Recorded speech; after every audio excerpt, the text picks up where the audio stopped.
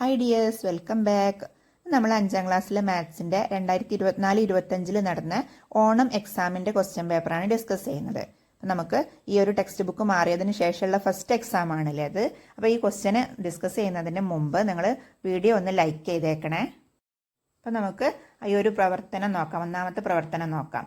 School സ്റ്റോറിലേക്ക് 22 രൂപ വീതം വിലയുള്ള 120 നോട്ട് ബുക്കുകൾ വാങ്ങി. അതിൽ കുറച്ച് 3 ക്വസ്റ്റ്യൻ ആയിട്ട് തന്നിട്ടുണ്ട്. ആകെ എത്ര രൂപ ചെലവായി? അതുപോലെ രമ ഈ നോട്ട് ബുക്കുകളിൽ 30 എണ്ണം ഒന്നിന് 24 രൂപ കൊടുത്ത് അവളുടെ ക്ലാസ്സിലേക്ക് വാങ്ങി. ആകെ എത്ര രൂപ കൊടുക്കണം എന്ന് ചോദിച്ചിട്ടുണ്ട്. അതുപോലെ മൂന്നാമത്തെ ക്വസ്റ്റ്യൻ എന്താണ്? 30 × 24 തുല്യമായത് താഴെ കൊടുത്തവയിൽ ഏതാണെന്ന് ചോദിച്ചിട്ടുണ്ട് അല്ലേ. എന്നിട്ട് താഴെ കുറച്ച് ഓപ്ഷനും കൊടുത്തിട്ടുണ്ട്. അപ്പോൾ നമുക്കത് ഓരോന്നായിട്ട് ചെയ്ത് നോക്കാം. അപ്പോൾ നോക്കുക, നമുക്ക് എന്തൊക്കെയാണ് തന്നിട്ടുള്ളത്? ഒരു നോട്ട് ബുക്കിൻ്റെ വില തന്നിട്ടുണ്ട് അല്ലേ. എത്രയാണ്? 22 രൂപയാണ്. അതുപോലെ എത്ര നോട്ട് ബുക്കുകളാണുള്ളത്? 120 എണ്ണമാണ് അല്ലേ. നോട്ട് ബുക്കുകളുടെ എണ്ണം എന്ന് പറയുന്നത് 120 ആണ്. അങ്ങനെയാണെങ്കിൽ ആകെ നോട്ട് ബുക്കുകളുടെ വില അല്ലെങ്കിൽ എത്ര രൂപ ചിലവായി എന്ന് എങ്ങനെയാണ് കാണുക? 120നെ 22 കൊണ്ട് ഗുണിക്കുകയാണ് വേണ്ടത് അല്ലേ. അപ്പോഴല്ലേ നമുക്ക് നോട്ട് ബുക്കുകളുടെ വില മൊത്തം എത്ര രൂപയാണ് നമ്മൾ കൊടുക്കേണ്ടത് എന്നുള്ളത് മനസ്സിലാവുക. 120നെ 22 കൊണ്ട് ഗുണിക്കുകയാണ് വേണ്ടത്. അപ്പോൾ നമുക്കിത് എങ്ങനെയാണ് ഗുണിക്കുക? ഗുണിക്കാൻ നമ്മളൊരു എളുപ്പ വഴി പഠിച്ചിട്ടില്ലായിരുന്നോ? എങ്ങനെയാണ്? 120നെ 22 കൊണ്ട് ഗുണിക്കുക എന്ന് പറഞ്ഞാൽ അതിലുള്ള 120 എന്നുള്ളതിനെ 100+20 എന്ന് എഴുതാലോ. 100ഉം 20ഉം കൂട്ടിയാൽ 120 അല്ലേ. അപ്പം 100+20 ഗുണിക്കണം 22 എന്ന് എഴുതാൻ പറ്റൂലേ. അപ്പോൾ എന്ത് ചെയ്യണം? ആ ബ്രാക്കറ്റിലുള്ള 2 സംഖ്യ, അതായത് 100ന് 22 കൊണ്ട് ഗുണിക്കണം, പിന്നെ 20ന് 22 കൊണ്ട് ഗുണിക്കണം. അപ്പോൾ എങ്ങനെ എഴുതാം? 100 × 22 + 20 × 22 എന്ന് എഴുതാം. ഇനി സുഖമല്ല, 22നെ 100 കൊണ്ട് ഗുണിക്കുക എന്ന് പറഞ്ഞാൽ എന്താണ്? 22ക്ക് 22 എഴുതിയിട്ട് 2 0 ഇട്ട് കൊടുക്കുക അല്ലേ. 2200 എന്ന് കിട്ടും. അതുപോലെ 20നെ 22 കൊണ്ട് ഗുണിക്കുക എന്ന് പറഞ്ഞാലോ 2നെ 22 കൊണ്ട് ഗുണിക്കുക, എന്നിട്ട് ഒരു 0 ഇട്ട് കൊടുക്കുക. 2 22 എത്രയാണ്? 44 ആണ്. അതിലേക്ക് ഒരു 0 ഇട്ട് കൊടുത്താൽ 440 എന്നും കിട്ടും. ഇനി നമ്മൾ 2200ഉം 440ഉം കൂടി കൂട്ടി എഴുതുക അല്ലേ. അപ്പോൾ എത്രയാണ് കിട്ടുന്നത്? 200ഉം 440ഉം എത്രയാണ്? 640 ആണ്. അപ്പോൾ 2640 എന്ന് കിട്ടും അല്ലേ. 2200ഉം 440ഉം കൂടി കൂട്ടിയാൽ എത്രയാണ് കിട്ടുന്നത്? 2640 ആണ്. അപ്പോൾ എന്താണ്? 2640 രൂപ എന്ന് നമുക്ക് ഇതിൻ്റെ ആൻസർ എഴുതാൻ പറ്റൂ അല്ലേ. ഇനി ഇതിലെ സെക്കൻഡ് ക്വസ്റ്റ്യൻ എന്താണ്? രമ ഈ നോട്ട് ബുക്കുകളിൽ 30 എണ്ണം ഒന്നിന് 24 രൂപ കൊടുത്ത് അവളുടെ ക്ലാസ്സിലേക്ക് വാങ്ങി. ആകെ എത്ര രൂപ കൊടുക്കണം എന്നാണ് ചോദിച്ചിട്ടുള്ളത് അല്ലേ. അപ്പോൾ ഇതെങ്ങനെയാണ് ചെയ്യാൻ നോക്കൂ. രമ വാങ്ങിയ നോട്ട് ബുക്കുകളുടെ എണ്ണം എന്ന് പറഞ്ഞത് 30 ആണ്. അതുപോലെ ഒരു നോട്ട് ബുക്കിന് കൊടുത്ത വില എത്രയാണ്? 24 രൂപയാണ്. അങ്ങനെയാണെങ്കിൽ എന്താ നമ്മൾ കണ്ടുപിടിക്കേണ്ടത്? ആകെ എത്ര രൂപയായിട്ടുണ്ട് അല്ലേ. ആകെ വില എത്രയാണെന്നാണ് നമ്മൾ കണ്ടുപിടിക്കേണ്ടത്. അപ്പോൾ അതെങ്ങനെയാണ് കാണുക? 24 × 30 കാണാണ് വേണ്ടത് അല്ലേ. ഒരു നോട്ട് ബുക്കിൻ്റെ വില 24 രൂപയാണ്. ആകെ പിന്നെ വാങ്ങിയ നോട്ട് ബുക്കുകളുടെ എണ്ണം എന്ന് പറഞ്ഞത് 30 ആണ്. അപ്പോൾ വില കാണാൻ എന്താ ചെയ്യേണ്ടത്? 24 × 30 കാണാണ് വേണ്ടത്. അപ്പം നമ്മളെങ്ങനെ 24 × 30 കാണുക? നമുക്ക് ഒരു എളുപ്പത്തിൽ എന്താ ചെയ്യേണ്ടത് നമ്മൾ പഠിച്ചിട്ടുണ്ട്. എങ്ങനെയാണ്? 24 എന്നുള്ളതിനെ നമുക്ക് 20+4 എന്ന് കൊടുക്കുക അല്ലേ. എന്നിട്ട് അതിനെ 30 കൊണ്ട് ഗുണിക്കുക. അപ്പോൾ 20+4നെ 30 കൊണ്ട് ഗുണിക്കുക എന്ന് പറഞ്ഞാൽ 20ന് 30 കൊണ്ട് ഗുണിക്കണം, 4ന് 30 കൊണ്ട് ഗുണിക്കണം. അപ്പോൾ എങ്ങനെയാണ് എഴുതുക? 20 × 30 + 4 × 30 എന്ന് എഴുതാം അല്ലേ. ഇനി 20നെ 30 കൊണ്ട് ഗുണിച്ചാൽ എത്രയാണ്? 20നെ 30 കൊണ്ട് എങ്ങനെ ഗുണിക്കുക? 2നെ 3 കൊണ്ട് ഗുണിക്കുക. 2 3 എത്രയാണ്? 6 അല്ലേ. എന്നിട്ട് 2ൽ ഓരോ 0, 20ലും 30ലും ഓരോ 0, 2 0 ഇട്ട് കൊടുക്കുക. അപ്പോൾ 600 എന്ന് കിട്ടും. 20നെ 30 കൊണ്ട് ഗുണിക്കുമ്പോൾ എത്ര കിട്ടുക? 600 എന്ന് കിട്ടും. അതുപോലെ 4നെ 30 കൊണ്ട് ഗുണിക്കുമ്പോഴോ 4നെ 3 കൊണ്ട് ഗുണിക്കുക. എന്നിട്ട് ഒരു 0 അല്ലേ ഇതിലുള്ളത്. അപ്പോൾ ആ ഒരു 0 കൂടെ ഇട്ട് കൊടുക്കുക. 4 3 എത്രയാണ്? 12 ആണ്. ഒരു 0 കൂടി ഇട്ട് കൊടുക്കുമ്പോൾ 120 എന്നും ആവും. അപ്പോൾ 600 + 120 എന്ന് കിട്ടിയില്ലേ. ഇനി 600ക്ക് 120 കൂട്ടിയിട്ട് എഴുതുക. 600ക്ക് 120 കൂട്ടുമ്പോൾ എത്രയാണ്? 600ക്ക് 100 കൂട്ടിയാൽ 700 അല്ലേ. അപ്പോൾ 20ഉം കൂടെ കൂട്ടിയാൽ 720 അല്ലേ. 600ക്ക് 120 കൂട്ടുക എന്ന് പറഞ്ഞാൽ എത്രയാണ്? 720 എന്നാണ് നമുക്ക് കിട്ടുന്നത്. അതായത് രമ സ്റ്റോറിൽ നിന്ന് 30 നോട്ട് ബുക്കുകൾ ഒരു നോട്ട് ബുക്കിന് 24 രൂപ വെച്ച് വാങ്ങുകയാണെങ്കിൽ എത്ര രൂപ കൊടുക്കണം? 720 രൂപ കൊടുക്കണം. ഓക്കെ അല്ലേ. ഇനി നമുക്കിതിൽ മൂന്നാമത്തെ ക്വസ്റ്റ്യൻ നോക്കാം. ക്വസ്റ്റ്യൻ സി നോക്കാം. 30 × 24 തുല്യമായത് താഴെ കൊടുത്തവയിൽ ഏതാണെന്നാണ് ചോദിച്ചിട്ടുള്ളത് അല്ലേ. നമ്മളിപ്പോൾ ചെയ്തിട്ടേ ഉള്ളൂ. എങ്ങനെയാണ് ചെയ്തിട്ടുള്ളത്? 24 എന്നുള്ളതിനെ 20+4 എന്ന് കൊടുത്തു അല്ലേ. എന്നിട്ട് 2നും 20 കൊണ്ടും 30നെ ഗുണിച്ചു, 4 കൊണ്ടും 30നെ ഗുണിച്ചു. അപ്പോൾ ഇതിലില്ലേ ഓപ്ഷൻ ബി എന്താണ്? 20 × 30 + 4 × 30 ആണ്. അപ്പോൾ അതാണ് എന്ത് ആൻസർ കറക്റ്റ് ആയിട്ടുള്ളത്. മറ്റേതൊന്നും കറക്റ്റ് അല്ല. നോക്കി നോക്കൂ, നമുക്ക് വേണമെങ്കിൽ ഒന്ന് നോക്കാം. ഏതാണ്? 3 × 24 + 10 × 24. അതിൽ പിന്നെ 24 കോമൺ ആയിട്ട് വരുന്നുണ്ട്. പക്ഷെ 3ഉം 10ഉം ആണ്. 3ഉം 10ഉം കൂട്ടിയാൽ എത്രയാണ്? പിന്നെ 13 വരുന്നുള്ളൂ, 30 അല്ല. 30 വന്നാലേ നമുക്കത് കറക്റ്റ് ആവുള്ളൂ. ഇത് 13 വരുന്നുള്ളൂ. അതുകൊണ്ട് ഈ ഓപ്ഷൻ എ അല്ല, ഓപ്ഷൻ എ തെറ്റാണ്. ഓപ്ഷൻ ബി കറക്റ്റ് ആണെന്നുള്ളത് നമ്മൾ കണ്ടുപിടിച്ചു അല്ലേ. ഇനി ഓപ്ഷൻ സി എന്താണ്? 30 × 25 × 1 × 25 എന്നൊക്കെയാണ്. അതും കറക്റ്റ് അല്ല, അതും തെറ്റ് തന്നെയാണ്. പിന്നെ അടുത്തതോ 3 × 24 + 10 × 4 എന്നാണ് അല്ലേ. അപ്പൊ അത് എന്തല്ല? 30 × 24 തുല്യമല്ല. അപ്പൊ 30 × 24 തുല്യമായത് ഏതാണ്? ആ ഓപ്ഷൻ ബി ആയിട്ടുള്ള 20 × 30 + 4 × 30 എന്ന് പറഞ്ഞ അതാണ് ഈ സി എന്ന് പറഞ്ഞ ക്വസ്റ്റ്യന്റെ ആൻസർ ആയിട്ട് വരുന്നത്. ഓക്കെ അല്ലേ. ഇനി അടുത്ത പ്രവർത്തനം എന്താ നോക്കൂ. സ്കെയില്, മട്ടം എന്നിവ ഉപയോഗിച്ച് താഴെയുള്ള ചിത്രം തന്നിട്ടുള്ള അളവിൽ വരയ്ക്കുക എന്നാണ് പറഞ്ഞിട്ടുള്ളത്. എന്നിട്ട് താഴെ ഒരു ചിത്രം തന്നിട്ടുണ്ട്, അതിന്റെ കുറച്ച് അളവുകളും തന്നിട്ടുണ്ട് അല്ലേ. ആ ഒരു ഇത് പിന്നെ നമ്മൾ സ്കെയിലും മട്ടും ഉപയോഗിച്ചിട്ട് വരക്കണം. ഇതെങ്ങനെയാ വരയ്ക്കുക? നിങ്ങൾക്ക് അറിയില്ലേ? ആദ്യം നമ്മളൊരു ലൈന് വരയ്ക്കുക, എന്നിട്ട് അതിൽ 5 സെന്റിമീറ്ററിൽ ഒരു പോയിന്റ് മാർക്ക് ചെയ്യുക അല്ലേ. ഇനി നമ്മൾ എന്ത് ചെയ്യണം? ഈ സെറ്റ് സ്ക്വയർ എടുത്തിട്ട് ഈ ഒരു രീതിയിൽ വെച്ചിട്ട് ഇവിടെ ഒരു ലൈന് വരച്ചു കൊടുക്കണം. ശേഷം നമുക്ക് ഈ മട്ടം നീക്കി വെച്ചിട്ട് ഈ ഒരു സൈഡിലും ഇതേപോലെ ഒരു ലൈൻ വരച്ചു കൊടുക്കുക. ഇനി നമ്മൾ എന്താ ചെയ്യേണ്ടത്? ഇപ്പോൾ വരച്ച വരയില്ലേ, അതിന്റെ ലെങ്ത് 4 നീളം എന്ന് പറയുന്നത് 4 സെന്റിമീറ്റർ ആണ് എന്നാണ് അല്ലേ ചിത്രത്തിൽ തന്നിട്ടുള്ളത്. അപ്പം നമ്മളത് 4 സെന്റിമീറ്ററിൽ ഓരോ പോയിന്റ് മാർക്ക് ചെയ്യുക. 2 വരമ്പലും 4 സെന്റിമീറ്ററിൽ മാർക്ക് ചെയ്യുക. എന്നിട്ട് മുകളിൽ ഒരു വര വരച്ചു കൊടുത്താൽ എന്ത് കിട്ടും? നമുക്കൊരു ചതുരം കിട്ടും അല്ലേ. അതിനുശേഷം നമുക്ക് അപ്പുറത്തേക്കും ഇപ്പുറത്തേക്കൊക്കെ ഉള്ള അധികമുള്ള ഭാഗമൊക്കെ മായ്ച്ചു കളഞ്ഞാൽ ഇപ്പം നമുക്ക് 5 സെന്റിമീറ്റർ നീളവും 4 സെന്റിമീറ്റർ വീതിയുള്ള ഒരു ചതുരം കിട്ടിയിട്ടുണ്ട്. ഇനി നമുക്ക് ബാക്കി ഭാഗം കൂടെ വരക്കണം. ഇനി ഇതിൻ്റെ ബാക്കി വരയ്ക്കാൻ വേണ്ടിയിട്ട് സെറ്റ് സ്ക്വയർ നമ്മൾ മുകളിൽ വെച്ചത് കാണുന്നില്ലേ, ആ ഒരു രീതിയിൽ വെച്ച് കഴിഞ്ഞാൽ നമുക്ക് ആ ഒരു അളവ് കിട്ടും. എന്നിട്ട് അതിൽ 2 സെന്റിമീറ്റർ നീളത്തിൽ നമ്മളൊരു വര കൂടി വരയ്ക്കുക. ഇനി നമ്മൾ ഈ ചിത്രത്തിൽ കാണുന്ന പോലെ ആ വര ഒന്ന് നീട്ടി വരച്ചു കൊടുക്കുക. എന്നിട്ട് അവിടെ സെറ്റ് സ്ക്വയർ വെച്ചിട്ട് അവിടെ അതുപോലെ 2 സെന്റിമീറ്ററിൽ ഒരു ലൈന് വരച്ചു കൊടുത്താൽ നമുക്ക് ആ ഒരു വശം കിട്ടൂലേ. എന്നിട്ട് ആ ഒരു വര, ആ 2 സെന്റിമീറ്ററിൽ 2 വര വരച്ചില്ലേ, അത് രണ്ടും കൂടെ അങ്ങോട്ട് കൂട്ടി യോജിപ്പിച്ചാൽ മുകളും നമുക്ക് പൂർത്തിയാകും. അതിനുശേഷം നമ്മൾ എക്സ്ട്രാ വരച്ച ആ വരയല്ലേ, അതൊന്ന് മായ്ച്ചു കളയാം. ഇനി നമുക്ക് സെറ്റ് സ്ക്വയറിനെ ഈ ഒരു രീതിയിൽ വെച്ചിട്ട് താഴേക്ക് 4 സെന്റിമീറ്ററിൽ ഒരു വരയും കൂടിയും വരച്ചു കൊടുക്കാം. എന്നിട്ട് താഴ്ഭാഗം കൂടെ യോജിപ്പിച്ചു കഴിഞ്ഞാൽ നമുക്ക് ഈ ചിത്രം പൂർത്തിയായില്ലേ. ഇനി മൂന്നാമത്തെ പ്രവർത്തനം നോക്കൂ. 24 × 15 = 360 ആണ്. താഴെ തന്നിരിക്കുന്നവ മനക്കണക്കായി കണ്ടുപിടിക്കുക എന്നാണ് പറഞ്ഞിട്ടുള്ളത്. എന്നിട്ടൊരു 5 ക്വസ്റ്റ്യൻസ് തന്നിട്ടുണ്ടല്ലേ. അപ്പം നമുക്കത് ഓരോന്നായിട്ട് നോക്കാം. ഇപ്പോൾ ഫസ്റ്റത്തത് എന്താണ്? 240 × 15 എത്രയാണെന്നാണ് ചോദിച്ചിട്ടുള്ളത് അല്ലേ. 24 × 15 360 ആണെങ്കിൽ 240 × 15 എത്രയായിരിക്കും? ഒരു 0 കൂടി ഇട്ട് കൊടുത്താൽ മതി അല്ലേ. 360ക്ക് ഒരു 0 കൂടി ഇട്ട് കൊടുക്കുക. അതായത് 3600 എന്നാണ് നമുക്ക് ആൻസർ എഴുതുക. അതായത് 24 കഴിഞ്ഞിട്ട് ഒരു 0 ഇട്ടപ്പോഴാണ് 240 ആയത് അല്ലേ. അപ്പം നമ്മൾ ആൻസറിൽ അതായത് ഗുണിക്കുമ്പോഴും എന്താണ് ചെയ്യുക? ആ കിട്ടിയ ഉത്തരത്തേക്ക് ഒരു 0 കൂടി ഇട്ട് കൊടുത്താൽ മതി കേട്ടോ. ഏത് സംഖ്യയാണെങ്കിലും നമുക്ക് ഒരു 10 കൊണ്ട് ഗുണിക്കുക എന്ന് പറഞ്ഞാൽ ഒരു 0 ഇട്ട് കൊടുക്കല്ലേ. അപ്പോൾ 24നെ 10 കൊണ്ട് ഗുണിക്കുമ്പോഴാണ് 240 ആവുന്നത്. അപ്പോൾ അതുകൊണ്ട് തന്നെ അതിനെ 10 കൊണ്ട് ഗുണിക്കുക എന്ന് പറയുമ്പോൾ നമ്മൾ ഉത്തരത്തിലും എന്ത് ചെയ്യണം? 10 കൊണ്ട് ഗുണിക്കണം. അതായത് ഒരു 0 കൂടി ഇട്ട് കൊടുക്കണം. ഇനി അടുത്ത ക്വസ്റ്റ്യൻ എന്താ നോക്കൂ. 25 × 15 എത്രയാണെന്നാ ചോദിച്ചിട്ടുള്ളത് അല്ലേ. 25 × 15 എത്രയാണ്?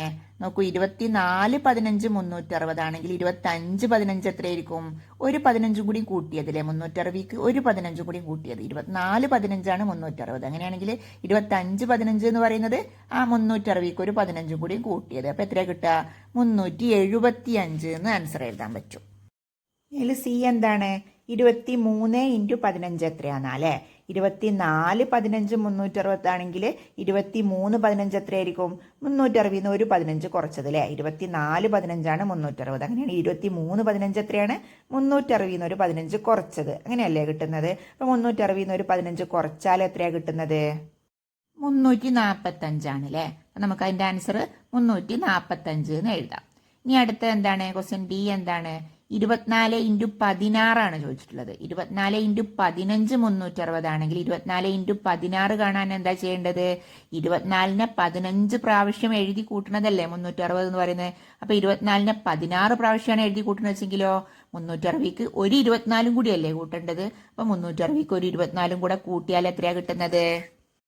384 എന്ന് കിട്ടൂലേ. 60ഉം 24, 360ഉം 24 എത്രയാണ് 384 എന്ന് ആൻസർ എഴുതാൻ പറ്റും. ഇനി ഇതിലെ ഈ ക്വസ്റ്റ്യൻ എന്താണ്?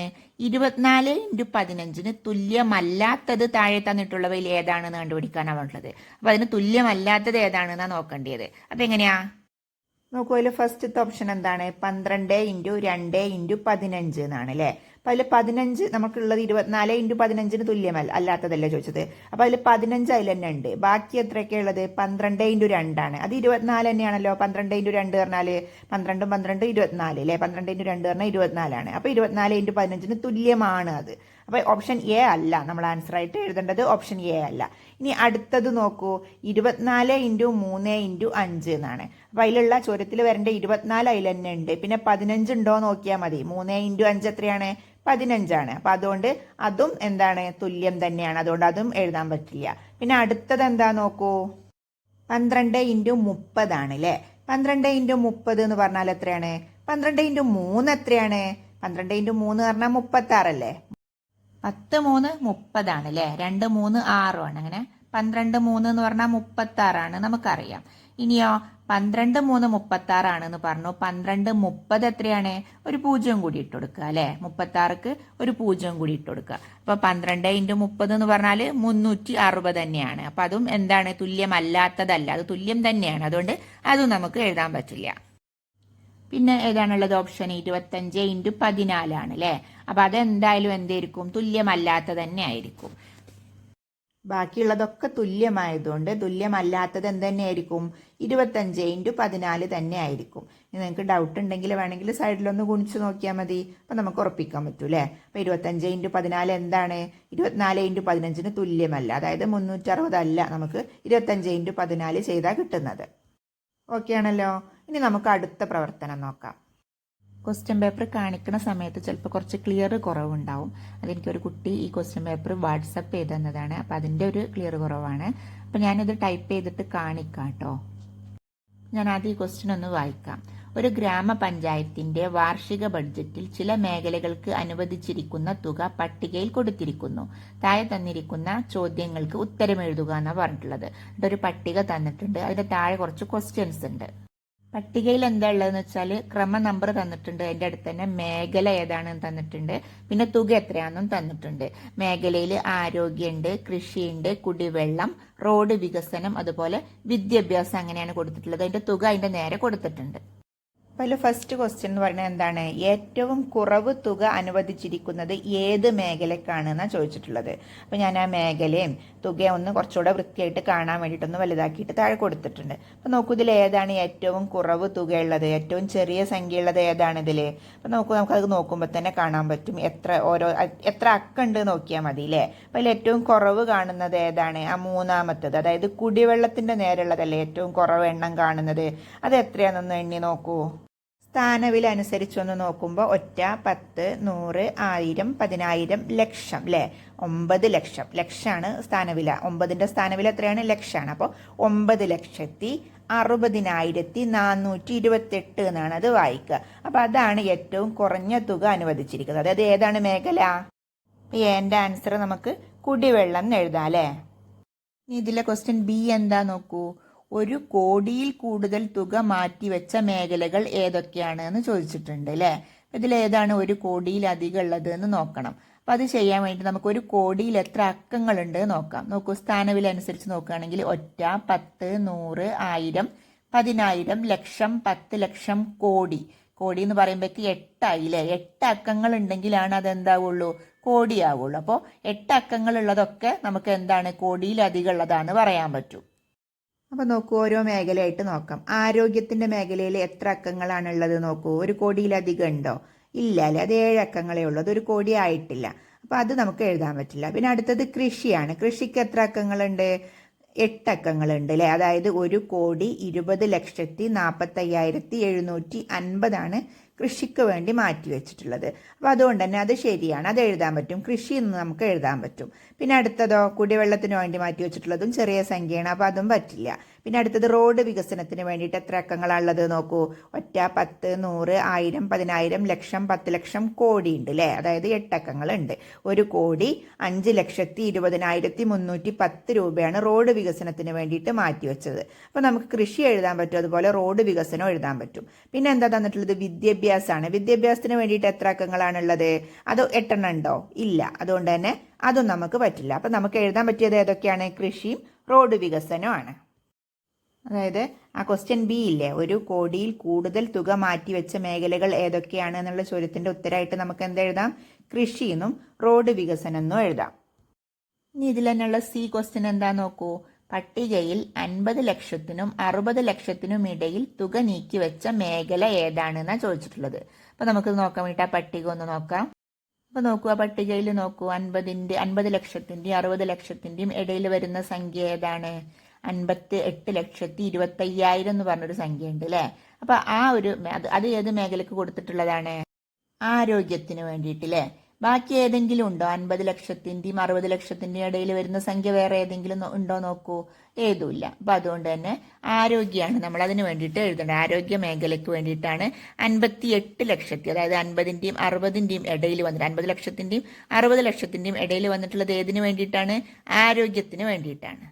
ഇനി ഇതിലെ ക്വസ്റ്റ്യൻ ഡി നോക്കൂ. പട്ടികയിൽ നിന്ന് 10 മില്യണിന് താഴെയുള്ള ഏതെങ്കിലും ഒരു തുക എഴുതുക എന്നാണ് പറഞ്ഞിട്ടുള്ളത്. എന്താണ് 10 മില്യൺ എന്ന് പറഞ്ഞാല്? എന്താ 1 മില്യൺ എന്ന് പറഞ്ഞാല്? 10 ലക്ഷമാണ് അല്ലേ. 1 മില്യൺ എന്ന് പറഞ്ഞാൽ 10 ലക്ഷമാണ്. അങ്ങനെയാണെങ്കിൽ 10 മില്യൺ എന്ന് പറഞ്ഞാൽ എന്തായിരിക്കും? 10 ലക്ഷത്തിക്ക് ഒരു പൂജ്യം കൂടിയിട്ട്, അതായത് 1 കോടി. 1 കോടിക്കാണ് 10 മില്യൺ എന്ന് പറയുന്നത്. അപ്പോൾ 10 മില്യണിന് താഴെയുള്ള ഏതെങ്കിലും ഒരു തുക എഴുതാനാണ് പറഞ്ഞിട്ടുള്ളത്. അപ്പോൾ നമുക്ക് 10 മില്യണിന്റെ താഴെ, അതായത് 1 കോടിക്ക് താഴെയുള്ള ഏതെങ്കിലും ഒന്ന് എഴുതിയാൽ മതി. അതുപോലെ തന്നെ ആ സംഖ്യയാണ് എഴുതാൻ പറഞ്ഞിട്ടുള്ളത്. ഏത് മേഖലയാണ് എന്നല്ല എഴുതേണ്ടത്. അപ്പൊ നോക്കൂ, ഞാൻ ആ സംഖ്യകൾ പിന്നെ പട്ടികയിലുള്ള അതൊരു സൈഡിൽ കൊടുത്തിട്ടുണ്ട്. അപ്പൊ അതിൽ ഏതാണ് എഴുതേണ്ടത് നോക്കൂ. 1 കോടിക്ക് താഴെയുള്ള 3 ഇതിലുണ്ട് അല്ലെ. ഏതൊക്കെയാണ്? ആ ഒന്നാമത്തതും 1 കോടിന്റെ താഴെയാണ്, അതുപോലെ മൂന്നാമത്തതും 1 കോടിന്റെ താഴെയാണ്, പിന്നെ 5ാമത്തതും 1 കോടിന്റെ താഴെയാണ്. അതിൽ ഏതെങ്കിലും ഒന്ന് എഴുതിയാലും നിങ്ങൾക്ക് ശരി ഉത്തരമായിരിക്കും. ഞാനിതിൽ പിന്നെ ഫസ്റ്റത്തത് എഴുതുന്നുണ്ട്. അതായത് 58,25,000 എന്ന് എഴുതാം. ഇനി അതല്ലെങ്കിൽ വേറെ ഏത് എഴുതാം? 9,60,428 എന്ന് എഴുതാം.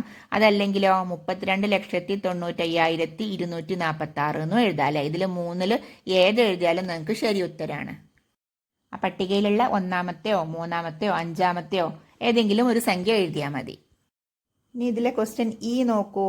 പട്ടികയിൽ കൊടുത്തിരിക്കുന്ന എല്ലാ മേഖലകൾക്കും കൂടി നീക്കിവച്ചിരിക്കുന്ന തുകയെ സംബന്ധിച്ച് താഴെ കൊടുത്തിരിക്കുന്നവയിൽ ശരിയായ പ്രസ്താവന ഏതാണെന്നാണ് ചോദിച്ചിട്ടുള്ളത്. എന്നിട്ട് എന്തൊക്കെയാണ് താഴെ തന്നിട്ടുള്ളത് നോക്കൂ. ആകെ നീക്കി വെച്ചിരിക്കുന്ന തുകയാണ്. അതിന് 4 ഓപ്ഷനാണ് തന്നിട്ടുള്ളത്. ഇതിൽ ഏതാണെങ്കിലും ശരി എന്നാണ് നമ്മൾ കണ്ടുപിടിക്കേണ്ടത്. ഒന്ന് 1 കോടിക്കും 2 കോടിക്കും ഇടയിലാണ്. രണ്ടാമത്തത് 2 കോടിക്കും 3 കോടിക്കും ഇടയിലാണ്. മൂന്നാമത്തത് 3 കോടിക്കും 4 കോടിക്കും ഇടയിലാണ്. പിന്നെ 4 കോടിക്ക് മുകളിലാണ് എന്നാണ് പറഞ്ഞിട്ടുള്ളത്. അപ്പോൾ നമുക്കിത് നോക്കാൻ വേണ്ടിയിട്ട് ആ പട്ടിക ഒന്നുകൂടെ നോക്കാം. അപ്പോൾ നമുക്കിത് ഏതാണെന്ന് മനസ്സിലാക്കാൻ വേണ്ടിയിട്ട് അതൊക്കെ ഒന്ന് കൂട്ടി നോക്കാം അല്ലെ. എല്ലാ സംഖ്യകളും ഒന്ന് കൂട്ടി നോക്കാം. എത്രയാണ്? ആദ്യത്തെ സംഖ്യ എത്രയാണ്? 58,25,000. അതുപോലെ 1,20,45,750 കൂട്ടണം. പിന്നെ എത്രയാ? 9,60,428 കൂട്ടണം. 1,05,20,310 കൂട്ടണം. 32,95,246 അല്ലെ. അതെല്ലാം കൂടി കൂട്ടുമ്പോൾ നമുക്ക് എത്രയാണ് കിട്ടുന്നത്? 3,26,46,734 എന്ന് കിട്ടും അല്ലെ. അപ്പൊ 3 കോടിന്റെ മുകളിലാണ്, എന്നാലോ 4 കോടിന്റെ താഴെയാണ്. അപ്പൊ നമുക്ക് ഏതാണ് കറക്റ്റ് എഴുതാൻ പറ്റുന്നത്? ആൻസർ എന്താണ്? 3 കോടിക്കും 4 കോടിക്കും ഇടയിലാണ് എന്ന് നമുക്ക് ആൻസർ എഴുതാൻ പറ്റൂലേ. ഇനിയിപ്പോൾ നിങ്ങൾ കൂട്ടിയാൽ എന്തെങ്കിലുമൊക്കെ തെറ്റ് വന്നാലും ഈ 3 കോടിക്കും 4 കോടിക്കും ഇടയിലാണ് നമ്മൾ ആൻസർ എഴുതിയാൽ നമുക്കതിന് മാർക്ക് കിട്ടും. ഓക്കെ ആണല്ലോ. ഇനി നമുക്ക് 5ാമത്തെ പ്രവർത്തനം എന്താണ് നോക്കാം. 3 സെന്റിമീറ്റർ ആരമുള്ള ഒരു വൃത്തം വരച്ച് താഴെ തന്നിരിക്കുന്ന പാറ്റേൺ വരയ്ക്കുക എന്നാണ് പറഞ്ഞിട്ടുള്ളത് അല്ലേ. അപ്പോൾ ഇത് വരയ്ക്കാനായിട്ട് ആദ്യം നമുക്ക് കോമ്പസിൽ ഒരു 3 സെന്റിമീറ്റർ അളവെടുക്കുക. എന്നിട്ട് ഒരു വൃത്തം വരയ്ക്കുക അല്ലേ. അപ്പോൾ എന്തായി? അതിൻ്റെ ആരം, അതായത് റേഡിയസ്, ആരം എന്ന് പറയുന്നത് എത്രയാണ്? 3 സെന്റിമീറ്റർ ആണ്. അപ്പോൾ ആ 3 സെന്റിമീറ്ററിൽ നമ്മളൊരു വൃത്തം വരച്ചു. അപ്പോൾ ഇതാണ് അതിൻ്റെ ആരം അല്ലേ. ആരം എത്രയാണെന്ന് പറഞ്ഞിട്ടുള്ളത് 3 സെൻറ്റിമീറ്റർ ആണ്. അപ്പോൾ നമ്മളത് 3 സെൻറ്റിമീറ്റർ എന്ന് വേണമെങ്കിൽ നമുക്കവിടെ എഴുതി വെക്കാം. തന്നിട്ടുള്ള അളവുകൾ മാർക്ക് ചെയ്യുന്നത് നല്ലതാണ്. അതിനുശേഷം നമ്മൾ ആ ഒരു വര നീട്ടി വരച്ചിട്ട് ആ സെൻറ്ററിൽ കൂടെ ആ വര വരച്ചിട്ട് അതിൻ്റെ മധ്യബിന്ദുക്കൾ അടയാളപ്പെടുത്തണം. അതായത് ഒരു 1.5 സെൻറ്റിമീറ്റർ അല്ലേ, ആരം 3 സെൻറ്റിമീറ്റർ അല്ലേ, അപ്പോൾ 1.5 സെൻറ്റിമീറ്ററിൽ 2 ഭാഗത്തും ഓരോ സെൻറ്റർ പോയിന്റ് മാർക്ക് ചെയ്ത് കൊടുക്കുക. ഇനി ഇതേ ഈ ചിത്രത്തിൽ കാണുന്ന പോലെ ആ ഒരു പോയിന്റിൽ ആ ഒരു സെൻട്രൽ പോയിന്റ് നമ്മൾ മാർക്ക് ചെയ്തില്ലേ, അതിൽ കോമ്പസ് വെച്ചിട്ട് 1.5 സെൻറ്റിമീറ്ററിലാണ് നമ്മൾ അളവെടുത്തിട്ടുള്ളത് അല്ലേ. അപ്പോൾ ആ 1.5 സെൻറ്റിമീറ്റർ ഒരു അർദ്ധവൃത്തം വരയ്ക്കുക. സെൻട്രൽ കൂടെ എത്തുന്ന രീതിയിൽ ഒരു അർദ്ധവൃത്തം വരയ്ക്കുക. അത് 1.5 സെൻറ്റിമീറ്റർ കോമ്പസിൽ അളന്നെടുത്താലും നമുക്ക് ആ കറക്റ്റായിട്ട് ആ ഒരു അളവിൽ കിട്ടും. ഇനി അതേപോലെ തന്നെ ഈ ഭാഗത്തുള്ള ആ ഒരു മധ്യബിന്ദു ഇല്ലേ നമ്മൾ വരച്ചിട്ടുള്ള, നമ്മൾ പോയിന്റ് ചെയ്തിട്ടുള്ള, അതിൽ വെച്ചിട്ടും ഇതേപോലെ ഈ 1.5 സെൻറ്റിമീറ്ററിൽ തന്നെ നമ്മൾ ഈ ഭാഗത്തേക്കും ഒരു അർദ്ധവൃത്തം വരച്ചു കൊടുക്കുമ്പോൾ ഈ ഒരു രീതിയിൽ ചിത്രമാവും. ഇനി നമ്മൾ ഇതേ ഈ ചിത്രത്തിൽ കാണുന്ന പോലെ മുകളിൽ നിന്ന് താഴേക്കും സെൻറ്ററിൽ കൂടെ ഒരു വര വരച്ചു കൊടുക്കുക. എന്നിട്ട് അതിലും ഇതേപോലെ തന്നെ എന്ത് ചെയ്യുക, അതിൻ്റെ മധ്യബിന്ദു അതായത് 1.5 സെൻറ്റിമീറ്ററിൽ ഓരോ പോയിന്റ് മാർക്ക് ചെയ്ത് കൊടുക്കുക. 2 ഭാഗത്തും 1.5 സെൻറ്റിമീറ്ററിൽ ഓരോ പോയിന്റ് മാർക്ക് ചെയ്ത് കൊടുക്കുക. ഇനി നമ്മൾ ആ ഒരു പോയിന്റ് ചെയ്തിട്ടുള്ള ആ ഒരു മധ്യബിന്ദുവിൽ വെച്ചിട്ട് വീണ്ടും നമ്മൾ ഇതേപോലെ നേരത്തെ ചെയ്ത പോലെ തന്നെ അവിടെ ഒരു അർദ്ധവൃത്തം കൂടിയും വരച്ചു കൊടുക്കുക. ഇനി താഴത്തുള്ള ആ ഒരു മധ്യബിന്ദുവിൽ വെച്ചിട്ട് വീണ്ടും ഇതുപോലെ ഒരു അർദ്ധവൃത്തം വരച്ചു കൊടുത്താൽ നമ്മുടെ ചിത്രം ഇതേ ഒരു രൂപത്തിലായിട്ടുണ്ടാവും അല്ലേ. ഇനി നോക്കൂ, നമുക്ക് ആ ചോദ്യത്തിൽ തന്നിട്ടുള്ള രൂപത്തിലേക്ക് ഈ ചിത്രമാവാൻ എന്ത് ചെയ്താൽ മതി, എക്സ്ട്രാ വരച്ചിട്ടുള്ള വരയും കുത്തൊക്കെ ഒന്ന് വായിച്ചു കൊടുത്താൽ മതി അല്ലേ. അപ്പം നമുക്ക് ആ ചിത്രത്തിലുള്ള പോലെ, ആ ചോദ്യത്തിലുള്ള പോലെ ചിത്രം മാറിയിട്ടുണ്ടാവും. ഓക്കെ ആണല്ലോ. ഇനി ഇതിൽ തന്നെയുള്ള ക്വസ്റ്റ്യൻ ബി നോക്കൂ. 3 സെൻറ്റിമീറ്ററും 1 സെൻറ്റിമീറ്ററും ആരമുള്ള വൃത്തങ്ങളാണ് ചുവടെയുള്ളത്. 2 വൃത്ത കേന്ദ്രങ്ങളും യോജിപ്പിച്ച് വരച്ച വരയുടെ നീളം എത്ര എന്ന് ചോദിച്ചിട്ടുണ്ട് അല്ലേ. എന്നിട്ട് കുറച്ച് ഓപ്ഷൻസും തന്നിട്ടുണ്ട്. അപ്പോൾ നമുക്ക് എങ്ങനെയാ അത് കണ്ടുപിടിക്കുക നോക്കൂ. വൃത്ത കേന്ദ്രത്തിൽ നിന്ന് ആ വൃത്തത്തിലേക്കുള്ള ദൂരമാണ് എന്ത്, ആരെന്ന് പറയുന്നത് അല്ലേ. അപ്പോൾ ആ വലിയ വൃത്തത്തിൻ്റെ പിന്നെ ആരെന്ന് പറയുന്നത് 3 സെൻറ്റിമീറ്ററും ചെറുതിൻ്റെത് 1 സെൻറ്റിമീറ്ററുമാണ് തന്നിട്ടുണ്ട്. അപ്പോൾ നോക്കൂ, ആ ഒരു വര എന്ന് പറയുന്നത് ആ 3ഉം 1ഉം കൂടെ കൂട്ടിയതാണ്. അതായത് 4 സെൻറ്റിമീറ്ററാണ് അതിൻ്റെ ആൻസർ ആയിട്ട് നമുക്ക് എഴുതാൻ പറ്റുന്നത്. ഓക്കെ അല്ലേ. ഇനി നമുക്ക് അടുത്ത പ്രവർത്തനം നോക്കാം. പ്രവർത്തനം 6 എത്ര ക്വസ്റ്റ്യൻസ് ഉണ്ട്, 5 ക്വസ്റ്റ്യൻസ് ഉണ്ട് അല്ലേ. ഈ വരെയുള്ളതുണ്ട്. അപ്പോൾ നമുക്കത് ഓരോന്നോരോന്നായിട്ട് നോക്കാം. അപ്പോൾ ക്വസ്റ്റ്യൻ എ എന്താ നോക്കൂ. 6, 7, 8, 9 എന്നീ അക്കങ്ങൾ എല്ലാം ഉപയോഗിച്ച് ആകെ എത്ര 4 അക്ക സംഖ്യകൾ ഉണ്ടാക്കാമെന്നാണ് ചോദിച്ചിട്ടുള്ളത് അല്ലേ. അപ്പോൾ നോക്കൂ, ക്വസ്റ്റ്യനിൽ എത്ര എണ്ണം എന്നേ ചോദിച്ചിട്ടുള്ളൂ.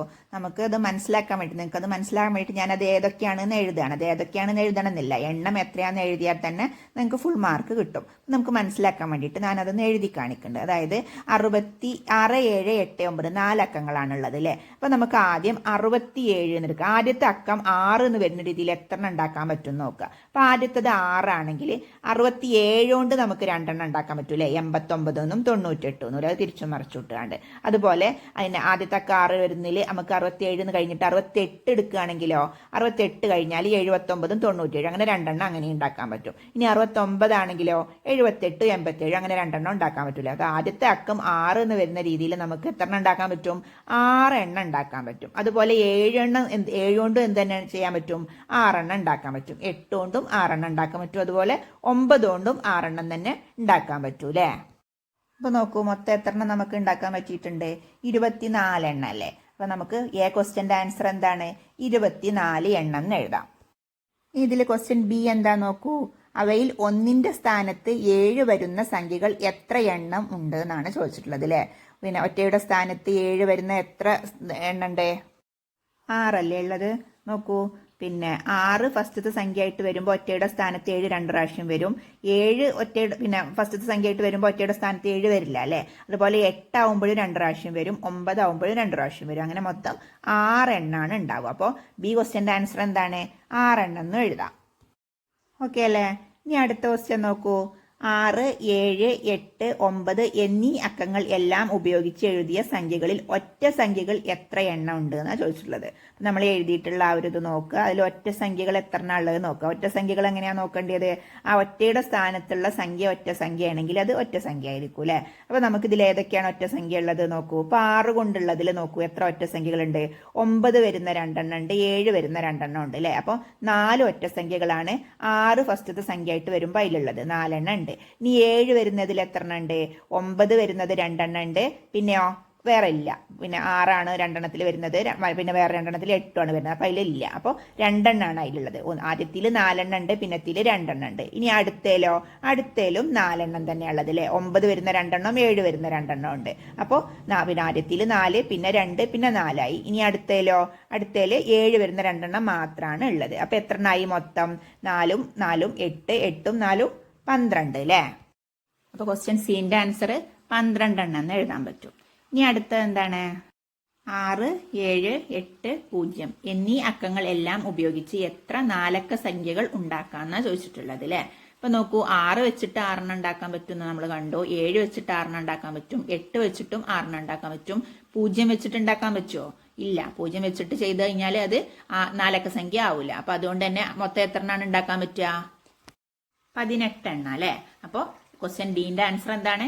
18 നമുക്ക് ആൻസർ എഴുതാൻ പറ്റും. ഇനി ക്വസ്റ്റ്യൻ ഇ എന്താ നോക്കൂ. തന്നിരിക്കുന്ന സൂചനകൾക്കനുസരിച്ചുള്ള സംഖ്യ താഴെ കൊടുത്തിരിക്കുന്നവയിൽ നിന്ന് കണ്ടെത്തുക എന്ന് പറഞ്ഞിട്ടുള്ളത് അല്ലേ. താഴെ 4 സംഖ്യകളാണ് തന്നിട്ടുള്ളത്. സൂചനകൾ തന്നിട്ടുണ്ട്. എന്തൊക്കെയാണ്? ഫസ്റ്റത്തെ എന്താ നോക്കൂ. സംഖ്യയിൽ 0 4 6 8 5 എന്നീ അക്കങ്ങൾ എല്ലാം ഉപയോഗിച്ചിട്ടുണ്ട് എന്നാണ് പറഞ്ഞിട്ടുള്ളത് അല്ലേ.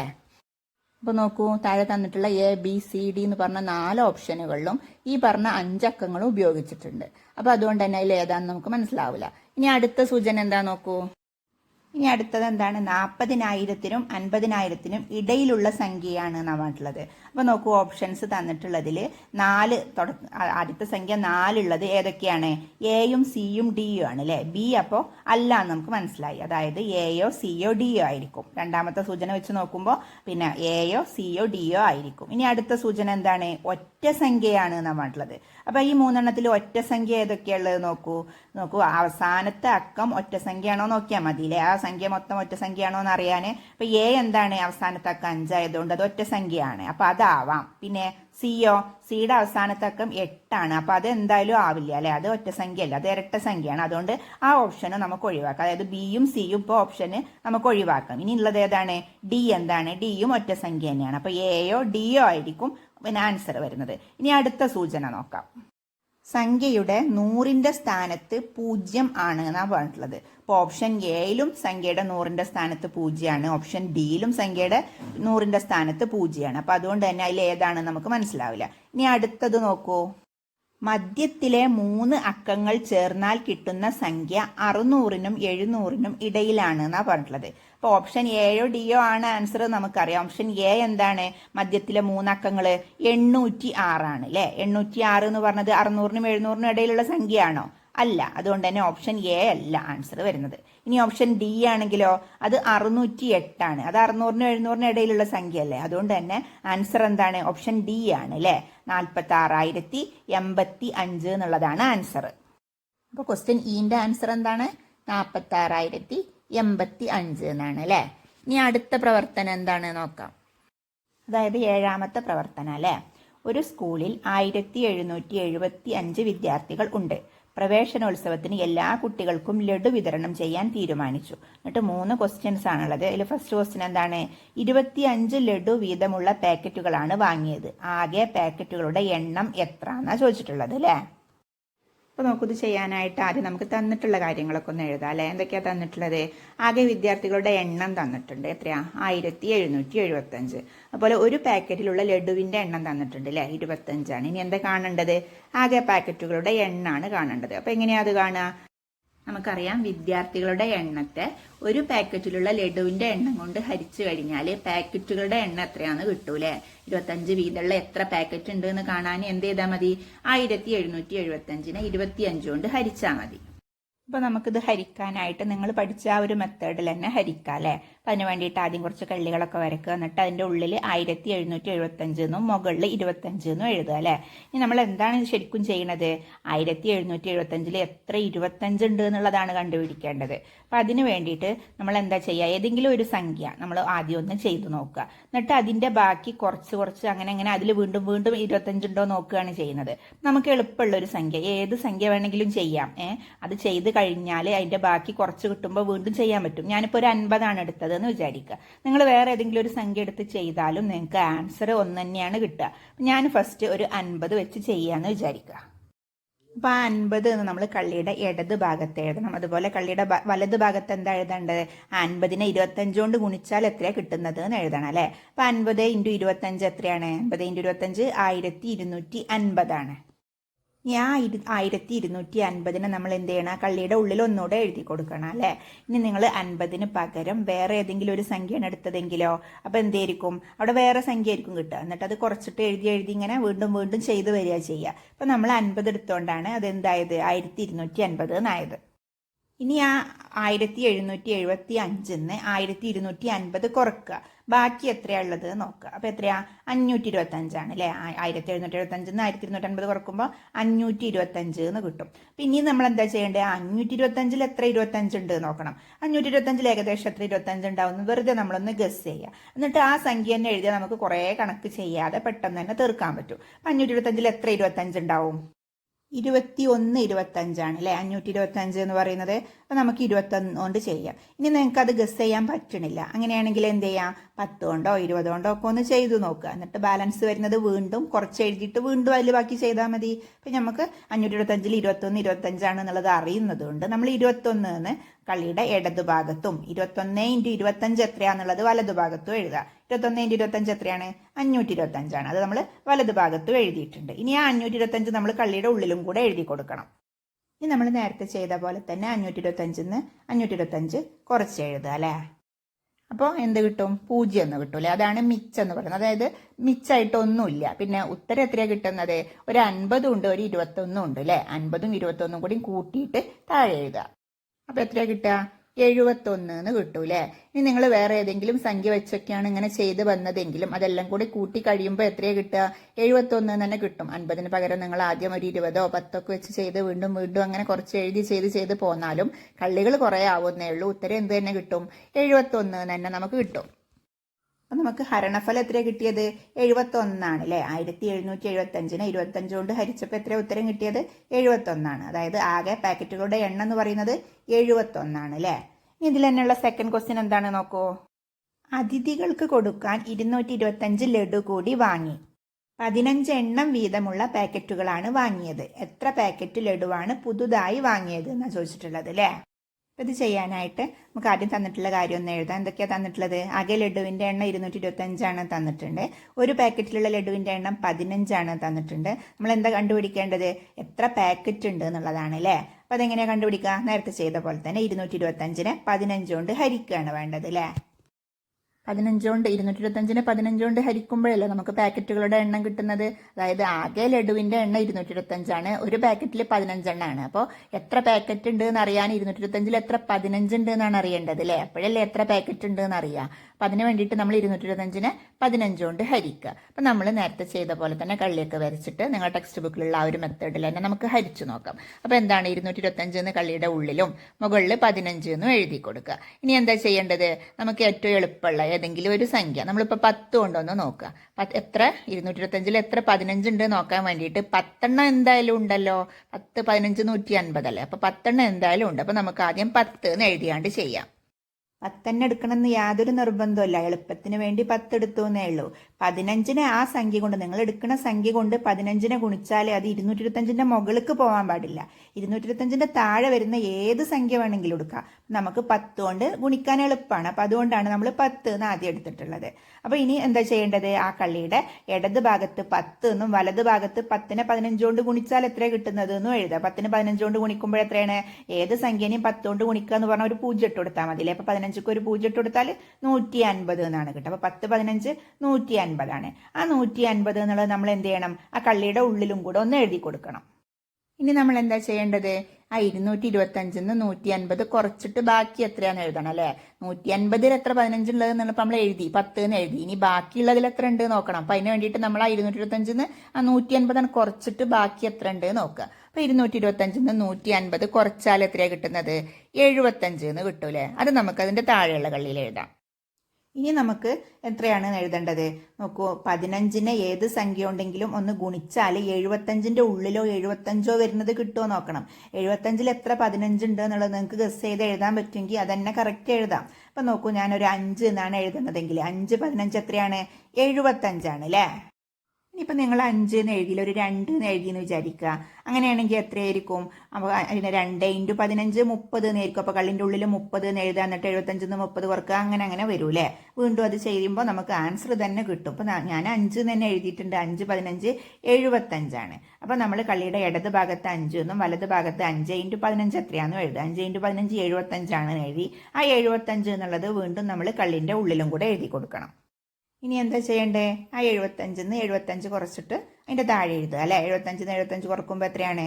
0 0 എന്ന് പറയുന്നത് മിച്ചാണ്, അതായത് മിച്ചായിട്ട് ഒന്നുമില്ല. അപ്പോൾ ഉത്തരം എത്രയാണ് കിട്ടിയിട്ടുള്ളത്? ഒരു 10 ഉണ്ട്, ഒരു 5 ഉണ്ട്. അപ്പോൾ 15 അല്ലേ. ഹരണഫലം എന്ന് പറയുന്നത് 15. 225നെ 15 കൊണ്ട് ഹരിക്കുമ്പോൾ 15 എന്നാണ് ആൻസർ കിട്ടുന്നത്. അപ്പോൾ നമ്മൾ ആ കള്ളിയുടെ ഇടത് ഭാഗത്ത് 10 5 എന്ന് എഴുതിയില്ല, അതിൻ്റെ താഴെയായിട്ട് അത് രണ്ടും കൂടി കൂട്ടിയിട്ടുള്ള 15 എന്ന് എഴുതാല്ലേ. 10 5 കൂടെ 15 എന്ന് എഴുതാം. അതായത് പാക്കറ്റുകളുടെ എണ്ണം എന്ന് പറഞ്ഞാൽ എത്രയാണ്? 15 അല്ലേ. നമ്മളെ ക്വസ്റ്റ്യൻ എന്താണ്? പാക്കറ്റുകളുടെ എണ്ണം എത്രയാണെന്ന് കണ്ടുപിടിക്കാനാണ്. അപ്പോൾ പാക്കറ്റുകളുടെ എണ്ണം സമം 225 ഹരിക്കണം 15 സമം 15 എന്ന് നമുക്ക് ആൻസർ എഴുതാൻ പറ്റും. ഓക്കെ അല്ലേ. ഇനി ഇതിലെ ലാസ്റ്റ് ക്വസ്റ്റ്യൻ എന്താ നോക്കൂ.